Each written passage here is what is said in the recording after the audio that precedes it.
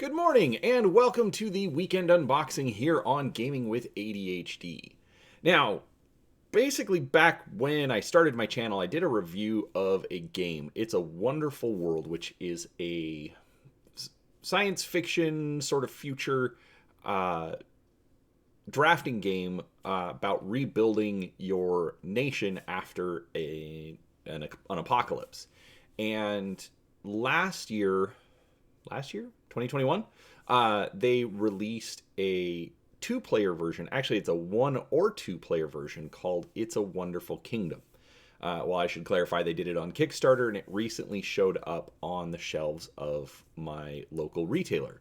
So when I saw it on the shelves, my wife and I really enjoyed It's a Wonderful World. So obviously, being a one or two player variant, we decided that this was pretty much a must buy. So today we're just going to do an unboxing, take a look at it. I didn't follow the Kickstarter very closely, so this is going to be kind of a first look at the game for me and give you my initial thoughts, and then we'll come back with a review later. So with that said, don't forget to subscribe to the channel. I try to put out a few videos each week covering all sorts of tabletop gaming content, and I'd love for you to come along, see what we have to share. So let's go ahead and get started looking at It's a Wonderful Kingdom. All right, so we've got our box here. Obviously, it is the art is kind of implying that there's some sort of a two-player faction or two-player duel kind of a thing going on. I did notice the dragon up here in the cover, so it looks like it's going to be a little bit more fantasy based. But, on the back, we've got just kind of a quick look at the contents. It does have that center track, similar to what they did in It's a Wonderful World. But then they're also mentioning what they're calling the split and trap system. So not quite sure what that is. And it says use one of the three included modules. So maybe it's going to be a little bit more scenario based. I don't know.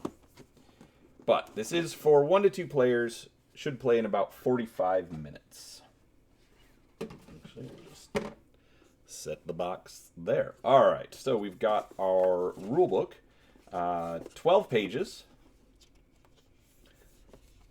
Layout of a card. So one thing I do like about It's a Wonderful World is that the rulebook was done very well. So this one seems to be following that method. Got our setup, playing the game, lots of diagrams, lots of explanations, so should be pretty easy. The rules essentially are, it looks like, in 5 pages. Another page for solo mode, and then 3 different modules. So different. Oh, and then we've got solo scenarios. So the rules aren't even going to be that complex. Let's see. We've got our, some tokens. I'm not quite sure what these are for. But these look to be sort of a medieval helmet. Not sure what those are for, but different tokens there. And different tokens there. So that looks kind of like a bear trap, so maybe that's going to be something along those lines. I don't know. All right, so here is that center track board.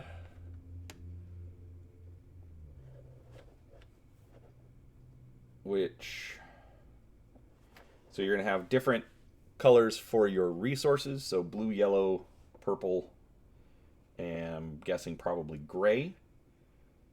The red, which in It's a Wonderful World are more generic.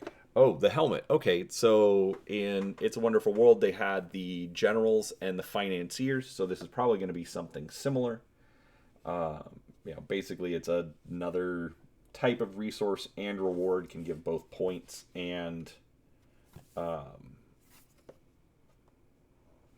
and points at the end of the game plus resources during the game. So kind of interesting there. But board is double-sided. Same thing on both sides, it looks like. All right, we've got more tokens. These look like... Let's see. So a little thief kind of a thing jumping off of a rooftop. That's what it looks like to me. And I'm guessing these are going to be player tokens. All right, these are the scenarios. So double-sided. Oh, wait a second. Oh, no, okay. So single player, double player. So we've got the Pestilent Lord, the Usurper, and the Northern Lands.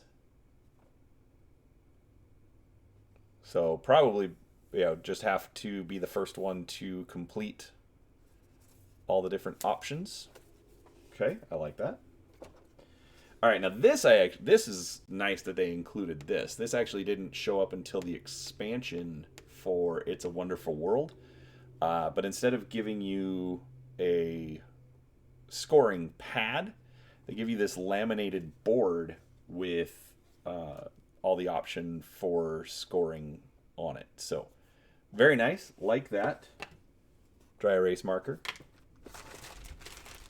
All right, the energy cubes, we'll call them. So we've got purple, blue, yellow, red, and gray, as was suspected. So that's nice. I'm not taking them out. They're basically just cubes. If you don't know what cubes are, that's a separate problem. All right, and our cards. Now, these are basically the same size as the original. So we have our two nations, the Duchy of Therese and Valados. And yeah, so you've got your side A that gives you certain starting resources, and side B, which changes those up, basically makes the game a little bit more difficult. Looks like it still has the same rule. 5 of any resource can be turned into a red resource, which is a wild. Alright, so let's see, are we focused in properly? Alright, so then we've got our different drafting cards. We've got farms. I really like the art on this. If you've watched any of my videos, you know that I'm a big stickler for the art.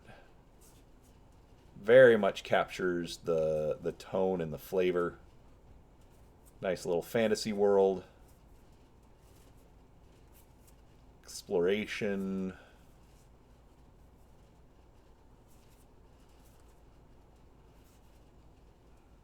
Finance. So similar kind of a thing. Basically, you're going to pay your resources, or you can scrap the card for one of a particular resource, and then these are the resources that will be generated. Once the card has been constructed, it is in play. But overall,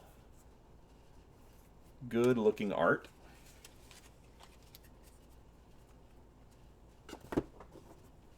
One thing I don't like, it doesn't look like it's very organized, or it doesn't have the built-in organizer. So like right now, the cards are just going to sit in the bottom. So careful when you're storing your game, unless you come up with a different organizer. So again, more fantasy elements and art. Might have to give this a try. I've been very hesitant to try games solo. This is interesting. So Vermin, so you've got negative modifier cards or negative point cards. They didn't add those until the expansion in It's a Wonderful World, so interesting. I wonder if you can play these on an opponent, because obviously you're not going to keep it for yourself. Or maybe just during the draft they end up with the card. So Power Behind the Throne, Underground, or Underground Spy, Master Cartographer. So interesting. It looks like they put in some new mechanics. I'm very, obviously I still have to read the rules, but overall, I really like the look of this game. So, I will come back with a review, but overall, Lucky Duck, Boita de Jeu, Ori Games, they definitely lived up to their reputation with It's a Wonderful World, and I just hope the gameplay does match that as well. So I hope you enjoyed the video. If you did, please do give it a thumbs up, and like I said, make sure you're subscribed to the channel for more tabletop gaming content, everything from board, cards, miniatures, and everything in between. But other than that, thank you for your time, and we'll talk to you next time. Bye.